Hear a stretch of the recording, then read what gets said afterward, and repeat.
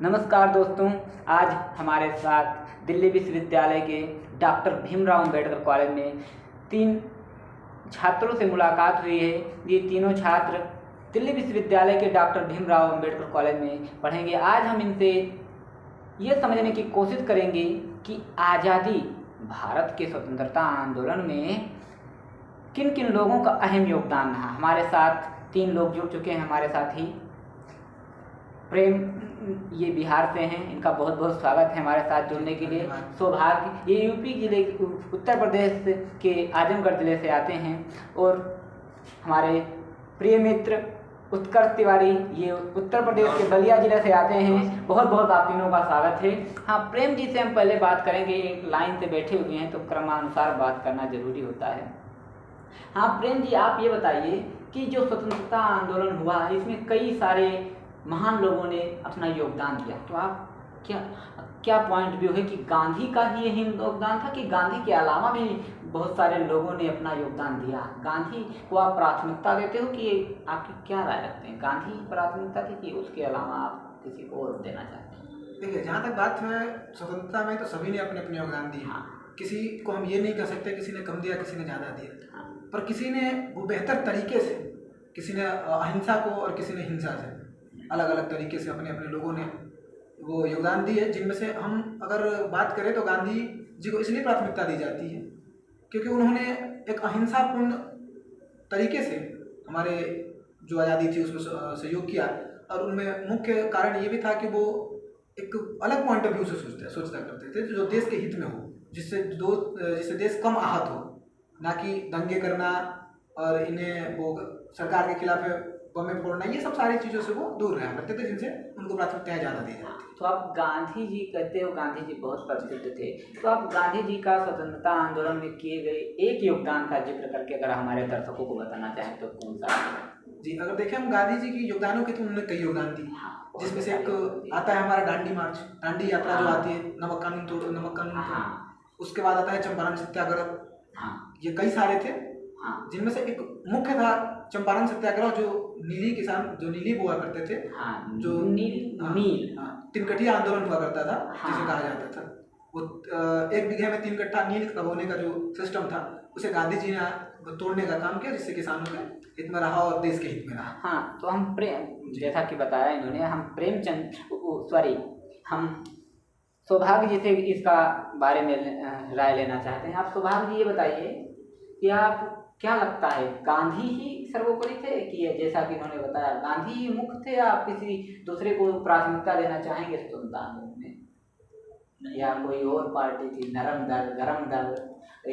बहुत सारे नेता थे, आपका नाम अगर याद हो तो उसमें जिन्ना थे, नेहरू थे, सरदार पटेल थे, लाला लाजपत राय थे, भगत सिंह, राम प्रसाद बिस्मिल, जिनका नाम सुनते ही खून खोल उठता है। आप क्या राय रखते हैं इन पर?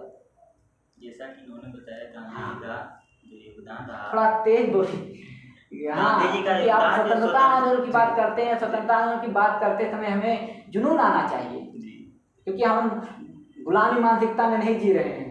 हम स्वतंत्र भारत में जी रहे हैं, तो स्वतंत्र होना, बोलने का हमें स्वतंत्रता मिली। तो तेज बोलिए आप। तो जैसा कि इन्होंने बताया, गांधी जी का जो स्वतंत्रता में योगदान रहा, हम मानते हैं उनका योगदान रहा है, वास्तव में रहा है। लेकिन जो वास्तव में नहीं रहा है, इसको नकारा नहीं जा सकता। वही अभी अगर हम आपसे प्रश्न पूछेंगे तो शायद ना बता पाओ कि गांधी का क्या, शायद कैसे आप लगा सकते हो, उसमें इफ और बट नहीं है, रहा है गांधी का योगदान। जैसा आंदोलन उन्होंने किया शायद कोई कर सकता है, वैसे लोग कहते हैं हर कोई गांधी नहीं होता। हाँ, लेकिन गांधी के अलावा कई लोगों ने योगदान दिया, वो उस पर हम आपकी राय लेना चाहते हैं। तो गांधी के अलावा आप किसको प्राथमिकता देना चाहते हैं? लाला लाजपत राय, राम प्रसाद बिस्मिल, भगत सिंह, सुभाष चंद्र बोस, चंद्रशेखर आजाद, आपकी इस बारे में हम राय लेना चाहते हैं, आप बताइए। जैसा कि उन्होंने बताया, गांधी जी का योगदान रहा। उसके बाद उसमें जो राष्ट्रीय कांग्रेस की स्थापना हुई थी 1885 ईस्वी में, जो 1907 में 2 गुटों में विभाजित हो गया था। एक नरम दल में हुआ था और एक गरम दल में।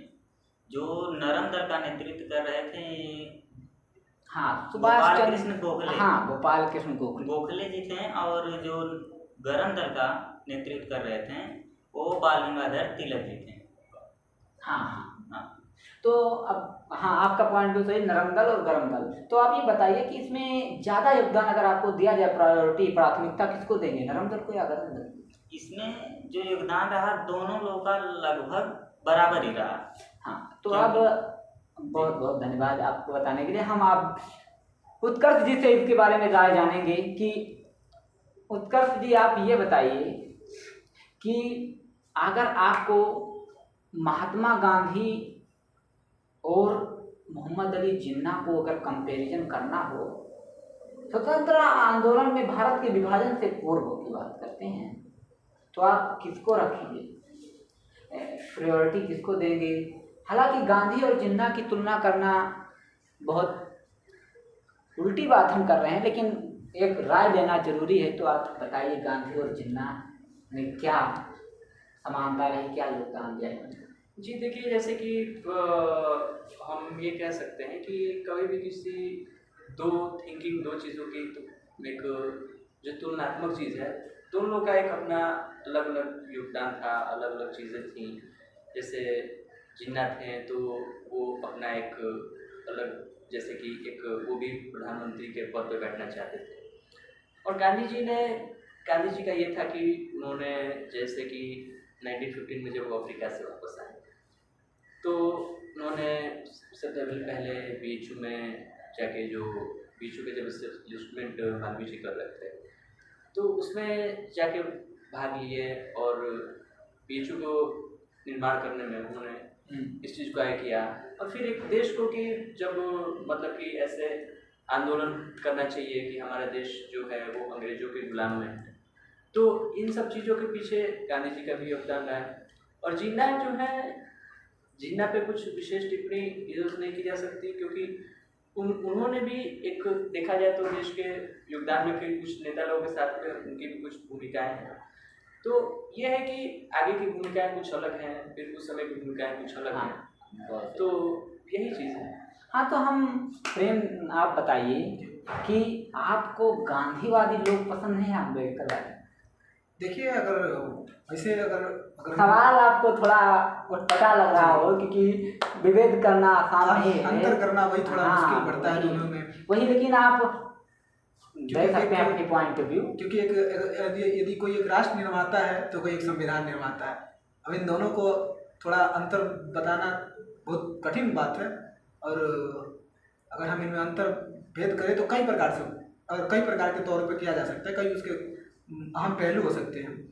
जैसे यदि हम बात करें तो इनको हम पढ़े लिखे की बात करें तो दोनों बैरिस्टर थे, आप भी जानते हैं। हाँ, दोनों पढ़े लिखे थे, उनमें कोई कमियां नहीं थी कोई। अब तो वहाँ अलग करना इनकी थोड़ी संभव नहीं है, संभव हो ही नहीं सकती, क्योंकि दोनों एक से एक पढ़े हुए थे। अम्बेडकर और गांधी की कोई तुलना नहीं हो सकती, दोनों अपने आप में महान हैं। हाँ सुभाष जी, तो आप ये बताइए कि अगर आपको दो कंडीशन, सिर्फ आपको हाँ या नहीं में उत्तर देना, कौन एक को चुनना है, मैं टर्म एंड कंडीशन रखता हूँ। अगर आपको एक को केवल चुनना है, अगर मैं आपसे कहूँ कि भगत सिंह और चंद्रशेखर आजाद में सबसे बड़ा क्रांतिकारी कौन, एक को उत्तर देना, एक बट नहीं, घुमाना नहीं है आपको, एक में उत्तर, एक उत्तर देना है। जी, हम भगत सिंह को कहते हैं, चंद्रशेखर को आप, चंद्रशेखर वो है कहा जाता है जो जिसे अंग्रेज की गोली नहीं छलनी कर सकी। चंद्रशेखर आजाद के बारे में आप जानते हो, आपका पॉइंट ऑफ व्यू सभी के अलग अलग होते हैं, लेकिन आपको पता होना चाहिए चंद्रशेखर वो व्यक्ति हैं जिन्होंने पूरी अंग्रेजी शासन को हिला दिया, तो लास्ट तक अंग्रेज नहीं पकड़ पाए उनको। जी, मैं मैं थोड़ा सा चंद्रशेखर जी के बारे में दो लाइनें कहना चाहता हूँ।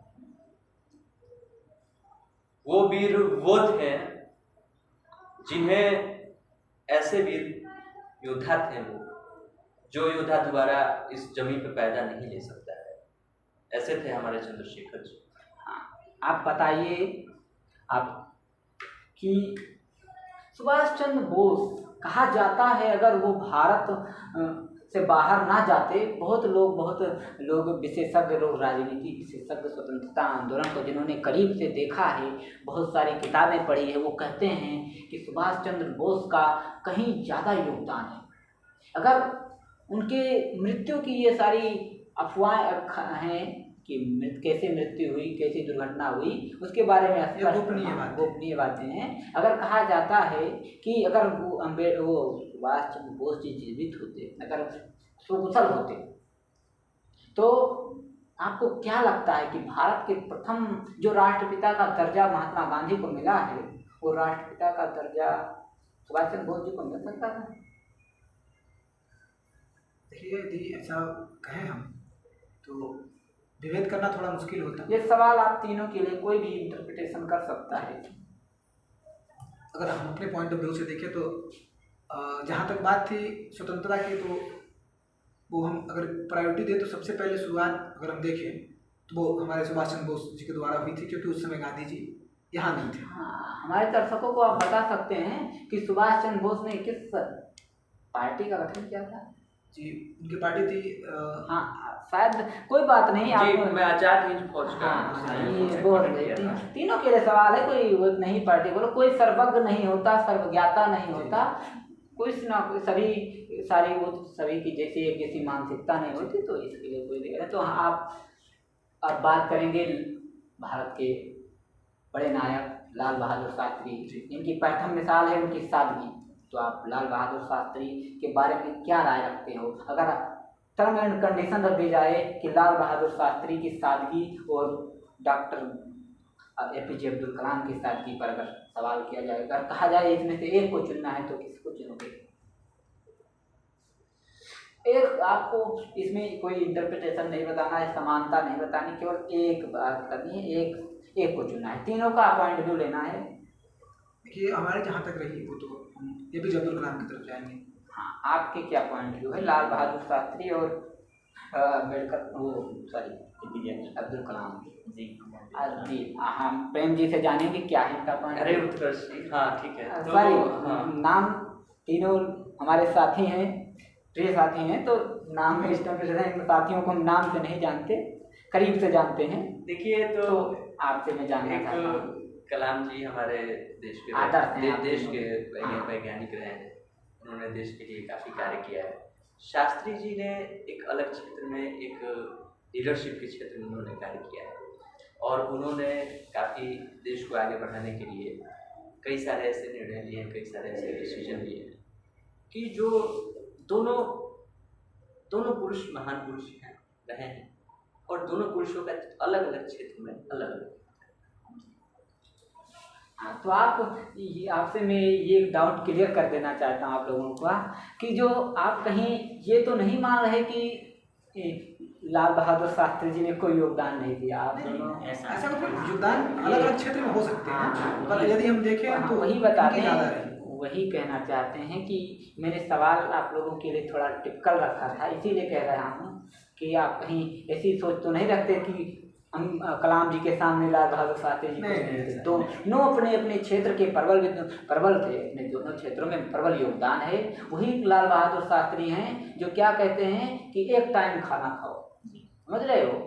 वो भुखमरी से निकालने का जो योजना तैयार किया उन्होंने, और कहा जाता है कि उन्होंने खुद ये पहले अनुभव किया, पहले एक्सपीरियंस खुद अपने ऊपर ही किया, तब समाज को बताया कि एक टाइम, क्योंकि उस समय हमारा देश। शास्त्री जी मैं इस पर कुछ बोलना चाहूँगा। हाँ, शास्त्री बोलने के लिए बहुत कुछ है, आप कुछ भी बोल सकते हो। शास्त्री जी एक ऐसे लीडरशिप रहे हैं, जैसे कि जब देश में ऐसी स्थितियाँ उत्पन्न हुई थी कि जब ऐसा लग रहा था कि देश में अन्न की कमी हो गई है, तो शास्त्री जी का उस समय एक देश में ऐसा सम्मान था, मान सम्मान था, कि उन्होंने एक बार ऐसा निर्णय लिया कि हाँ, मैं इस दिन को सभी भारत के देशवासी खाना नहीं खाएंगे।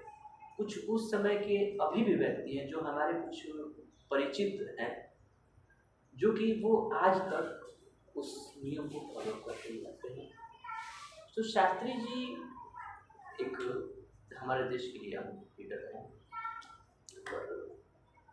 हाँ, तो लास्ट में हम इसी के साथ एक लास्ट क्वेश्चन के साथ तीनों से के बीच में एक एक पॉइंट व्यू लेने के बाद में हम ये चर्चाएं खत्म करते हैं। आप हमारा लास्ट जो क्वेश्चन थे आप तीनों से कि आप बताइए कि यदि गांधी ना होते तो क्या स्वतंत्रता आंदोलन 1947 में मिल जाता या शायद और समय लगता? बस केवल आपको इसमें ज़्यादा इंटरप्रिटेशन नहीं करना, केवल हाँ या नहीं में उत्तर देना। 47 में मिल जाती या 47 के बाद का समय लगता या कम लगता, केवल 2 उत्तर देने। आपको केवल ये फिर से क्लियर कर दूँ, केवल ये आंसर देना है कि 47 में ही मिल जाती गांधी के ना होते हुए, या 47 से पहले भी मिल सकती फिर बाद में मिल सकती। तो आप सबसे पहले प्रेम जी आप बताइए कि गांधी अगर ना होते इस स्वतंत्रता आंदोलन में, मान लीजिए, तो क्या आंदोलन 47 में ही मिलती या उससे आगे पीछे हो सकता था? देखिए, इसमें थोड़ा ऐड ऑन करना चाहेंगे क्योंकि सिर्फ इस स्वतंत्रता में हाँ, गांधी जी ऐड ऑन करने के लिए अभी हमारे पास इतने समय, हम किसी अगले वीडियो में चर्चा करेंगे। आपको केवल पक्ष रखिए अपना, 47 में मिल जाती या आगे पीछे होता, बस आपको यही कहना है। हम देखें तो अगर गांधी जी नहीं होते हाँ तो शायद कुछ आगे पीछे हो सकता था। सौभाग्य जी आपका क्या राय है इस पर? हम इससे एक बात बताना चाहेंगे कि अगर गांधी जी ना होते तो आप स्वतंत्र भारत के लोग होकर आप फुल नहीं बोल सकते, तो आप फिर वही मानसिकता रखते हो, समझिए। अब तेज बोलिए। हाँ, क्या कहते हैं आप, फिर से बताइए। जैसे हमारा कहना है कि गांधी जी अगर नहीं होते तो हाँ, जो हमारी स्वतंत्रता है वो 47 के बाद मिलती या 47 को मिलती या पहले मिलती जी। हाँ, यही पूछ रहे थे आप ना? हाँ, उसमें से आपको ये बताना है आगे 47 में ही मिल जाती या आगे पीछे हो सकता था? आगे पीछे पहले ही मिल जाती पहले जी। अब आप देखिए, उसमें उस समय के जो स्थितियाँ थी, उस जब 1942 का क्विट इंडिया मूवमेंट हुआ था, तो उस समय ऐसी परिस्थितियाँ थी, एक तरफ से गांधी जी भी थे, एक तरफ से सुभाष चंद्र बोस जी भी थे, और कई स्तरों पे कई क्षेत्रों से और भी लीडर थे। भगत सिंह जी भी थे, और जो पहले के और पटेल जी थे, कई सारे लीडर का योगदान रहा है। और जिसमें जहाँ तक सबसे डोमिनेंट अगर एज अ हिस्ट्री देखा जाए, एक हिस्ट्री में एज अ डोमिनेंट देखा जाए, तो गांधी जी को ऐसा है कि गांधी जी का योगदान रहा है जो देश का एक आज़ादी की तरफ, तो काफ़ी ये चीज़ है। तो आप क्या राय रखते हैं? क्लियर स्टैंड लीजिए कि 47 में मिल जाती है, 47 से आगे पीछे होता।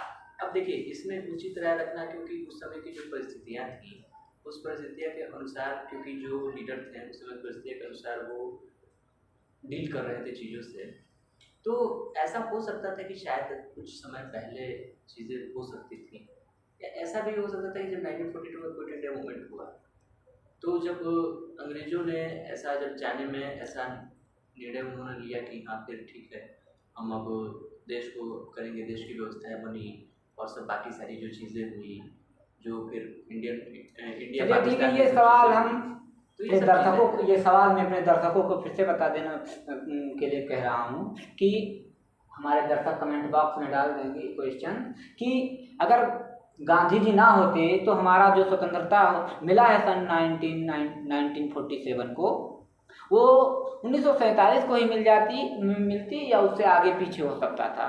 तो आप सभी दर्शकों से यही विनम्र निवेदन है कि आप अपना आंसर अपने कमेंट बॉक्स में डालें। मिलते हैं अगले वीडियो में। नमस्कार।